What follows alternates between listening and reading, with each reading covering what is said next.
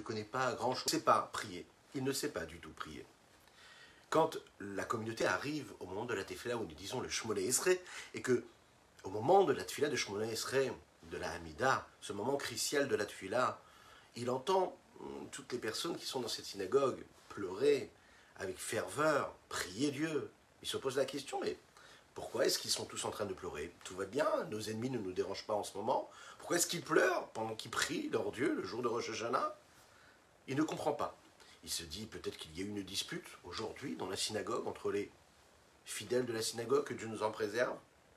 Il se dit, bon, certainement qu'ils ont peut-être faim, alors c'est pour ça qu'ils pleurent. Et donc moi aussi j'ai un petit peu faim.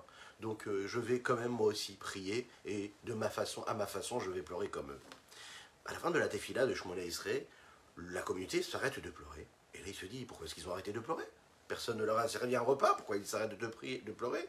Il se dit tout simplement, eh bien, je vais m'arrêter moi aussi de pleurer. Et certainement qu'ils ont un repas qui est prêt, qui est en train de mijoter, et que petit à petit la Tefila va se terminer, qu'ils pourront manger et se calmer. Bon, ils arrivent après la Tefila de la Shmoneh Esrei, on lit la Torah, et on s'apprête à lire les prières qui précèdent la sonnerie du chauffard.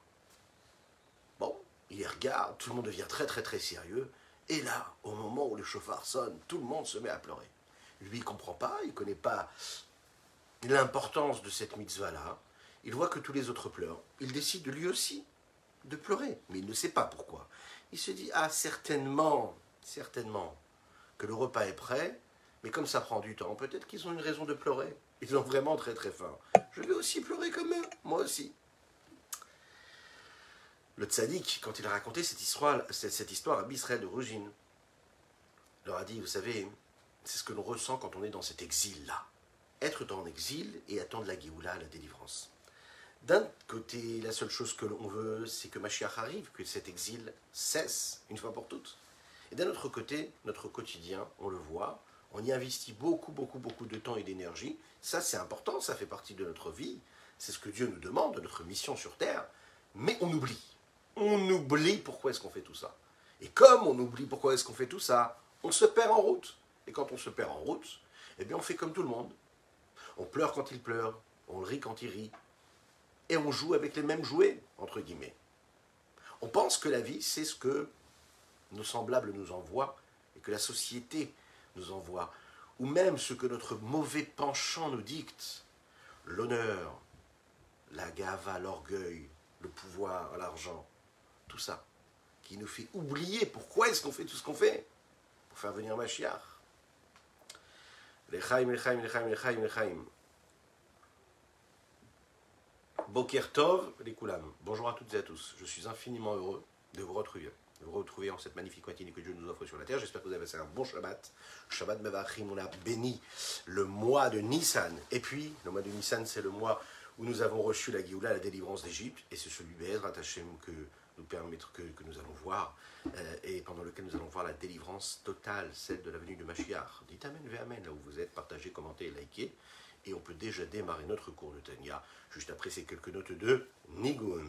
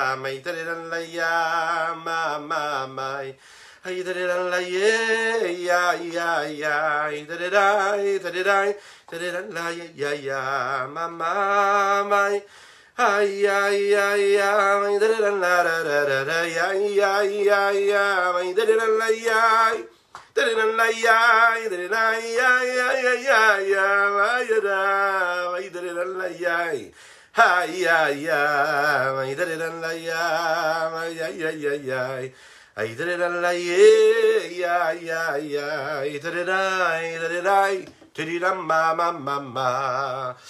Tov à ceux qui nous rejoignent sur les différents réseaux. Partagez, likez, commentez. Et nous sommes présents en podcast. Très important de le rappeler. Nous étudions pour la Refoua Shelema de Avraham Nissim Ben Sultana. Dites Amen ve Amen. Nishmat Kol Chai. Il y a une tefila que nous prononçons tous les Shabbats dans la tefila, qui a une importance phénoménale, qui est très jolie, très belle. Elle est dite, et il faut savoir que dans la Kabbalah, on parle de cette tefila comme quelque chose de très fort, très puissant. Dans cette tefila-là, on fait référence à tout ce qui a été créé par Dieu. Nous faisons des louanges à Dieu pour chaque élément de la création qu'il a créé. Le minéral, le végétal, l'animal et l'homme. C'est extraordinaire si vraiment nous avions le pouvoir de laisser exprimer tous nos corps, tous nos parties de nos corps qui puissent faire des louanges à Kadosh Baruch Hu. On n'aurait pas assez de force et d'énergie pour le dire et pour le constater. La semaine dernière, c'est-à-dire juste avant Shabbat, nous avons parlé de l'importance de la tefila et qu'on a dit que la tefila qui était prononcée et formulée sans kavana, sans intention, sans concentration, c'était considéré comme un corps sans âme. On a parlé de la différence qu'il y avait entre le corps et l'âme, et pour comprendre la différence qu'il y a entre les mots et la kavana, la concentration, nous en avons donc fait une référence. Oui, le corps et l'âme, c'est pareil. Ici, on va développer une forme un peu plus détaillée de ce que nous avons dit initialement. À savoir comment, à travers le minéral, le végétal et l'animal et l'homme, on peut voir réellement le lien qu'il y a avec la kavana, l'intention que nous devons avoir quand on fait une mitzvah. Pour comprendre la différence qu'il y a entre le corps et l'âme, le Rabbi Shlomo Zalman nous a amené la différence qu'il y a entre ces 4 nuances de création, de créature. Bien sûr, toutes font partie de ce processus-là qui a été mis en route lors de la création.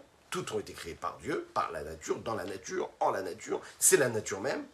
Mais la différence s'exprime à travers leur capacité et la mesure, la jauge spirituelle qui apparaît quand on se penche un petit peu plus sur ce qu'elles sont et sur leurs particularités et leur singularité.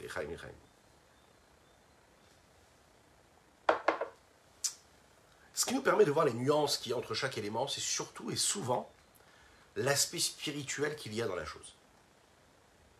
Le minéral, l'eau, les matériaux, les métaux, la pierre, il y a une forme de vitalité minimaliste, on va l'appeler, minimum, quelque chose vraiment de petit. Pourquoi ? Parce qu'en fait, il n'y a pas de mouvement, il n'y a pas d'évolution a priori. On voit le corps matériel de la chose, physique, on ne voit pas de mouvement, on ne voit pas d'une forme de spiritualité dedans. On voit un morceau de pierre, on voit des rochers, point. On ne voit pas de vie, quelque chose qui pourrait les faire vivre. On les voit vivre pour ce qu'ils sont eux, mais pas pour une vitalité, et pas à travers une vitalité qui les pousserait à vivre et à être ce qu'ils sont. Du côté du végétal, il suffit de regarder l'herbe, les plantes, les fleurs et les arbres. On ne voit pas seulement le corps, mais on voit aussi l'évolution. On voit de quelle façon ça s'ouvre, ça grandit, ça devient ce que c'est à travers cette évolution. Donc on est capable de constater en réalité la vitalité, on la perçoit, cette nuance-là. Quand on regarde l'animal, il suffit de regarder les oiseaux, les animaux, peu importe ce qu'ils sont, regardez les poissons, on voit qu'il y a non seulement une vitalité, mais qu'il y a une âme qui vit. Qu'est-ce qu'il y a de si particulier ? Elle s'exprime tout simplement parce que déjà, ça bouge d'un endroit à l'autre, alors que le végétal, lui, ne bouge pas d'un endroit à l'autre. Il y a un rapport, un contact, il y a des relations entre eux, les animaux. Ils ont ce qu'on appelle la notion instinctive de famille, de parents-enfants, si on pourrait dire de cette façon-là, ce qu'on ne trouve pas du tout du côté des végétaux. On sait que les animaux n'ont pas des sentiments, n'ont pas d'émotions, mais ils ont de l'instinct, même s'il y en a qui veulent dire qu'ils ont de l'émotion. Ce n'est pas d'émotion, c'est de l'instinct. Ils ont par exemple le sentiment qu'on pourrait appeler d'amour ou bien de cruauté. Ils ont aussi une façon de réagir qui correspond un petit peu plus à l'homme et moins aux végétaux, à savoir qu'ils ont des traits de caractère qui peuvent ressembler à l'homme, et d'ailleurs l'homme peut leur ressembler, et leur ressemble malheureusement souvent. La colère, la convoitise, la douleur, le plaisir. encore plus que cela. On sait que l'intellect est présent aussi, une forme d'intellect est présent chez l'animal. C'est ce qui lui permet de manière fondamentale de savoir, de comprendre et de saisir ce qui se passe autour d'eux, de percevoir ce qui se passe dans leur environnement et de répondre à cet environnement en fonction de ce qu'ils ont comme capacité et leurs besoins. Et puis il y a l'homme, celui qui trône, qui est au-dessus de toutes les créatures, le Médabère. Lui, il a une âme intellectuelle, que ce soit juif ou non juif, peu importe. Le juif, lui, va avoir une âme divine en plus, mais l'âme intellectuelle se trouve chez toutes et tous les êtres humains. Et ça, c'est seulement l'homme qui peut l'avoir, et non pas les animaux, non pas les végétaux, non pas les minéraux. Dans cette capacité intellectuelle, nous avons la possibilité de disséquer, de comprendre, de discerner, et de maîtriser ce que nous sommes, et mieux que cela, d'avoir ce que nous appelons la Bechira Chofshit, le libre arbitre. Décider de vouloir ou de ne pas vouloir, décider de faire ou de ne pas faire. Les sentiments, les émotions de l'homme ne sont pas juste des instincts, comme l'animal peut avoir, mais les émotions de l'homme, qu'il le sache ou pas, et qu'il en soit conscient ou pas, sont toujours motivées et influencées sous une certaine forme par de l'intellect. Plus on monte dans cette pyramide, plus on voit qu'il y a de la vitalité, et plus on voit de la vitalité qui s'exprime, plus on voit une forme de spiritualité. Bizarrement, plus la matérialité s'exprime et est visiblement mouvante et évolutive, plus je suis capable de voir, donc c'est-à-dire plus elle est matérielle, plus elle existe, et plus en réalité, elle laisse transparaître une forme de spiritualité. Et c'est ça qui est extraordinaire. La pierre a une vitalité en elle, mais elle ne bouge pas, elle n'évolue pas. Eh bien, donc apparemment, elle pourrait être un peu moins détachée. Elle pourrait être plus détachée de la matière, un peu moins grossière, a priori, puisqu'elle ne vit pas dans cette matérialité-là. Et pourtant, elle me renvoie beaucoup moins de spiritualité que, par exemple, un élément qui bouge et qui se meut, qui évolue, etc. etc.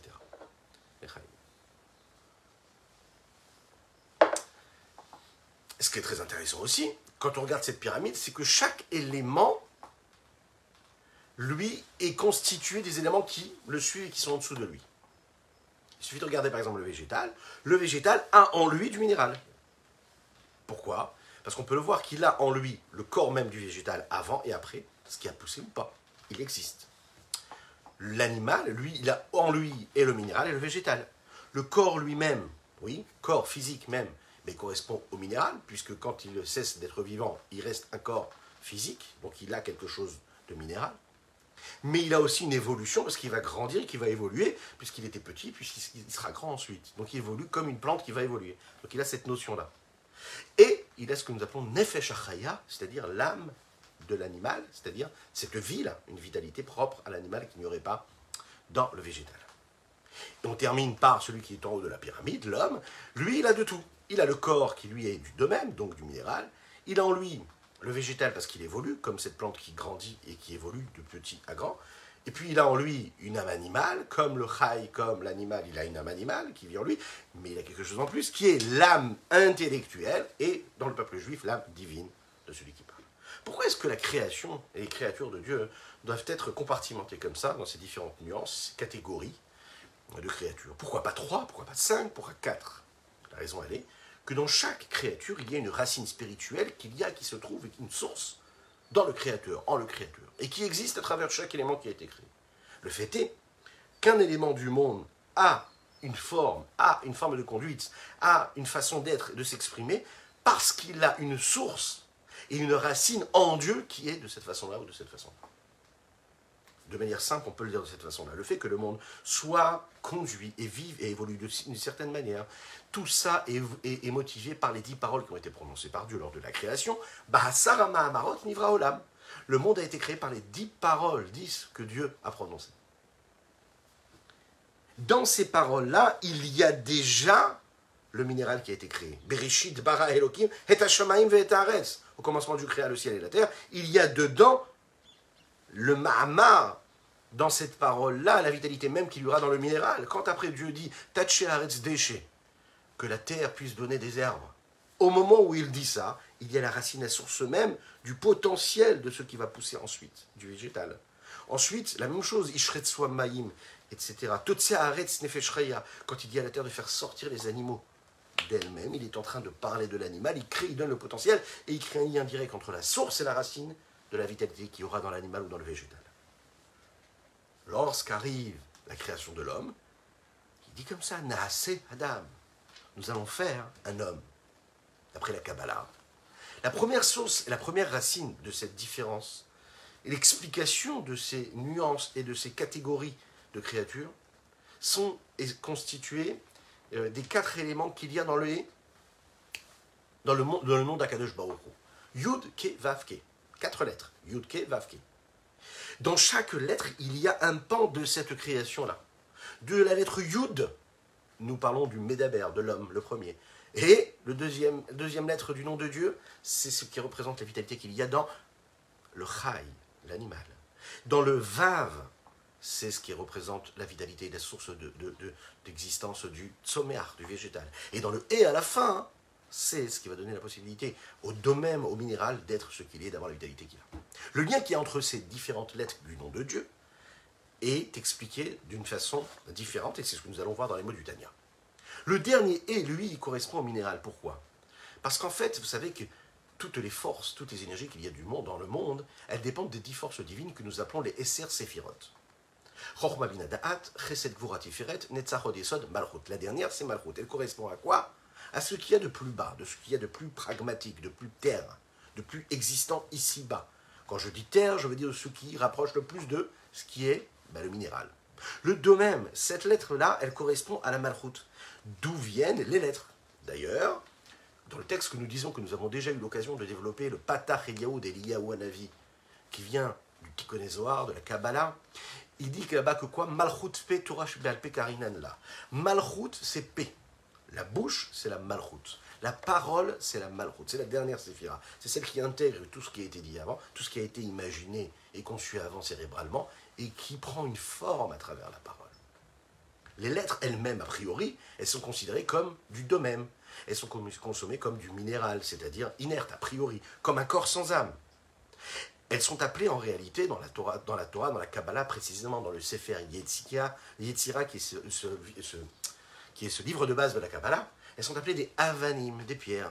De la même manière que les pierres nous permettent de construire, eh bien les lettres aussi nous permettent de construire. Mais elles ont une force, c'est que 2 pierres peuvent construire 2 maisons. Eh bien la même chose les lettres. Les lettres, elles peuvent, elles aussi, constituer et permettre l'élaboration et l'évolution et la construction. 2 lettres, elles-mêmes, peuvent donner naissance à 2 mots. Et c'est la construction de l'évolution. Le Vav, qui correspond, lui, au Tzomeach, au végétal, cette lettre-là représente les 6 midot. Les 6 midot, Chesed Gvura Tiferet, Netzachod Yesod.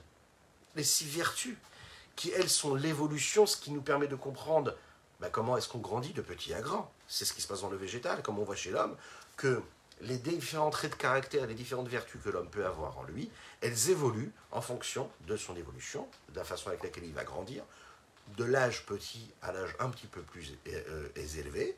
Il évolue, il développe ses midotes comme une plante, une fleur qui se développe, qui éclot. Eh bien, les traits de caractère aussi et les vertus de l'homme évoluent en fonction des années qui avancent et de son évolution.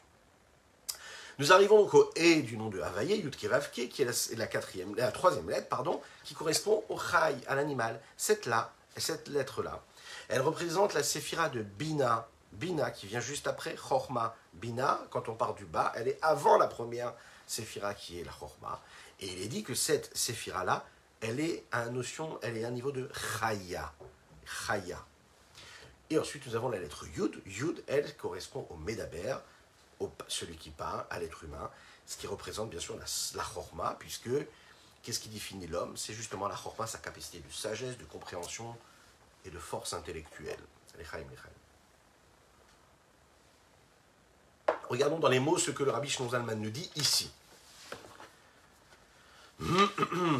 Nous sommes donc dans toujours le chapitre 38, qui Begouf Agashmi vea de même, parce que dans le corps matériel et minéral, mamash véritablement, ka'avanim ve'afar, comme la poussière de la terre ou comme les pierres, hariyarai bifrinat tsimtsum gadol asherin kamo. Ce rayonnement-là, il est vécu avec et grâce et par l'intermédiaire d'un niveau de tsimtsum, de contraction réelle, de voile tellement grand qu'il n'y a pas comme lui, comme dans la pierre, dans laquelle on ne voit pas a priori de vitalité. La vitalité qui se trouve à l'intérieur est tellement a priori cachée et diminuée qu'elle n'a a priori même pas la force qu'il pourrait y avoir dans le végétal. Ou batsomeach, et dans le végétal, la force de vie qui se trouve dans le végétal s'exprime non seulement dans le fait qu'elle existe, mais aussi dans sa vitalité qui est capable de passer à travers son évolution. Et de manière globale, elles sont séparées en 4 parties, 4 niveaux. De même,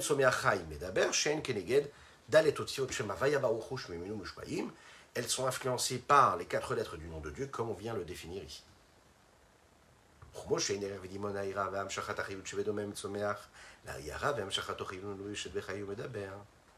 même manière qu'il n'y a pas de ressemblance entre le rayonnement et la vitalité qu'il y a dans le minéral et dans le végétal par rapport à la vitalité qu'il pourrait y avoir et qui est habillée à travers l'animal ou l'homme. Parce que dans le végétal, je suis capable d'avoir une forme de vitalité, d'évolution, je la vois grandir.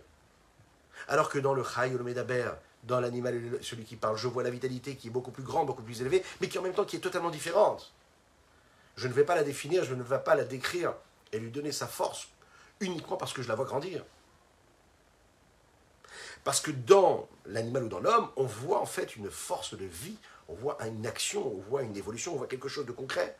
On voit comment ça change, on voit comment ça pense, on voit comment ça ressent, on voit l'instinct animal, on voit la réflexion de l'homme.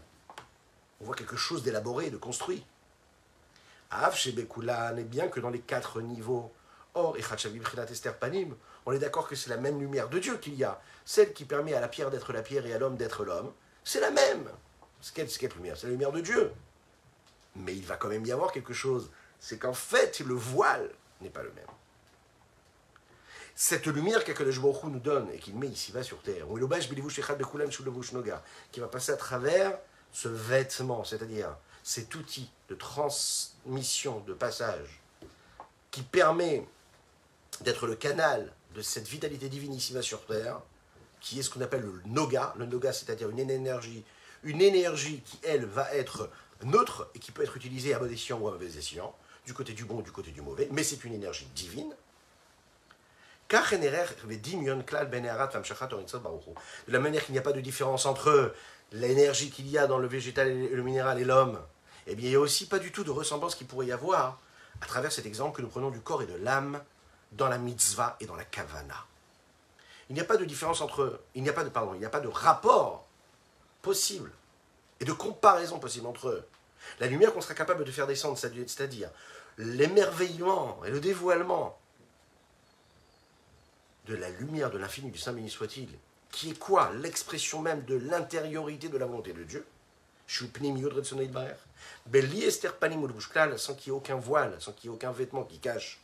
Et qui s'éclaire et qui s'habille à travers les mitzvot concrètes, à travers ce que nous faisons véritablement. Tu es là à la maison, tu es là au travail, tu te lèves, tu fais une mitzvah. Juste au moment où tu fais la mitzvah, tu as fait quelque chose d'extraordinaire. Tu as fait une mitzvah, tu as accompli ce que Dieu te demande, tu t'es attaché tout de suite à Dieu. Véritablement, tu as permis à cette lumière de Dieu qui est dans cette mitzvah-là d'irradier toute ta vie, ton existence à toi, mais le monde entier. C'est ainsi pour les mitzvot qui dépendent de la parole, de l'expression, de la prononciation des lèvres. Mais sans kavana, si j'ai pas une bonne intention, une bonne concentration de pensée, c'est considéré comme une mitzvah. Pourquoi? Parce que c'est considéré comme un acte. J'ai prononcé les mots, j'ai lu Tehillim. J'ai lu Tehillim, j'ai lu la Tefila, j'ai lu la Torah, j'ai étudié, j'ai eu une bonne kavana ou pas, mais l'acte a été fait. Canis Carlel, comme nous l'avons dit dans le chapitre 37, juste avant. Les gabé, par rapport à ce qu'on sera capable, ce qu'on serait capable de développer des kavanat à mitzvot masiot. Par rapport à ce qu'on est capable de ramener et de développer quand on a vraiment une kavana. Comme on l'expliquait plus haut. Chez Adam, il kaven ba'asiatan, quand l'homme il a une kavana, quand il fait quelque chose, il a une bonne concentration, une bonne direction de pensée, une bonne intention. Il ne fait pas juste les choses de manière mécanique, machinale. Il sait que quand il fait cette mitzvah, ce n'est pas juste un acte de bienveillance. Ce n'est pas juste pour faire ce que Dieu m'a demandé parce que comme ça. Et il le fait parce qu'il sait qu'il s'attache à Dieu. À ce moment-là, il se dit, mais je suis l'associé de Dieu lorsque je fais une mitzvah. Je suis conscient que je suis en train d'accomplir la volonté de Dieu. C'est en concentrer quelque part ce qu'on demande à chacune et chacun d'entre nous, même quand on ne maîtrise pas tout ce que la Kabbalah nous dit sur chaque mitzvah, chaque particularité qu'elle a. tu dis les mots de la tefila, tu dis les mots du Tehillim, tu fais une mitzvah, mais tu dis j'accomplis la volonté de Dieu, tu es passé à un niveau qui est extraordinaire. Tu as dépassé tout. Parce que tu sais que tu es en train d'accomplir la volonté de Dieu. Pas juste parce que ça me plaît, parce que c'est bien. Je le fais parce que c'est Dieu qui me l'a demandé, donc je m'attache à sa volonté. Je m'attache à sa volonté, je suis devenu une seule chose. Vous savez, c'est comme l'homme qui fait ce que sa femme lui demande, sans poser de questions. Ouais. Il est en train de faire la plus belle preuve d'amour. C'est pas que je comprends, c'est pas que je saisis, c'est pas que je fais ce que je veux, c'est pas ce que je pense, est-ce que je suis d'accord, pas d'accord, est-ce que je me suis soumis à sa volonté, pas du tout. Je le fais parce qu'on m'a demandé de faire, ouais. C'est la plus belle preuve d'amour. Pourquoi? Parce qu'il n'y a pas eu de jugement, il n'y a rien du tout. Et quand l'épouse elle voit ça, qu'est-ce qui se passe? C'est un amour véritable. Parce que les choses elles sont faites parce qu'elles doivent être faites.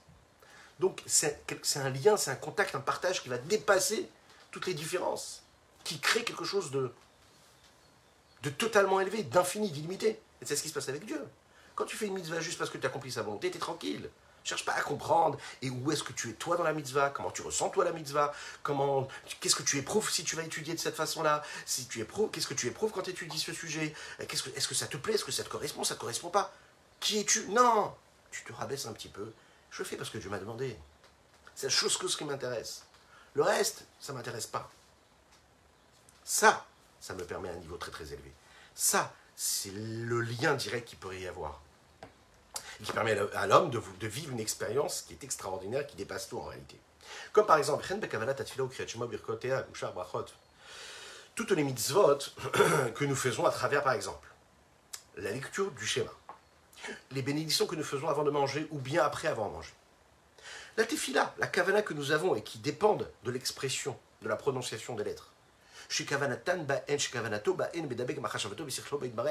au moment où il a une kavana, à ce moment-là, il se dit, je ne me suffis pas juste de faire et de lire, mais j'ai une kavana, c'est-à-dire je sais que je le fais pour m'attacher à Dieu. Et bien à ce moment-là, j'attache mon intellect et mes pensées, c'est-à-dire ce qu'il y a de plus subtil et de raffiné en moi, je l'attache à Kadosh Baruch Hu. Quand je fais attention de dire les choses et je fais entendre à mes oreilles ce que ma bouche prononce. Et je parle à Kadosh Baruch Hu, et je pense à Dieu. Et que j'utilise, c'est-à-dire non seulement mes outils extérieurs et superficiels, mais aussi mes pensées profondes, c'est-à-dire ce qu'il y a de plus intérieur en moi, alors à ce moment-là, je peux faire, je peux dire, et je peux m'attacher à Kadosh Baruch Hu, pas en étant détaché de lui, en étant complètement séparé de lui, mais je le fais entrer dans ma vie. Autrement dit, tu peux te sentir complètement extérieur à ce que Dieu est, tout en faisant la Torah et les mitzvot. Mais quand tu comprends que tout ce que tu fais, tu dois le faire parce que Dieu te l'a demandé, tu arrives à atteindre un niveau de Torah, de connexion à Dieu qui est extraordinaire. Parce que tu as mis Dieu dans ta vie. Tu t'es connecté à la source de l'énergie qui permet à chaque chose d'être ce qu'elle est. Et c'est ça qui est intéressant de se rappeler.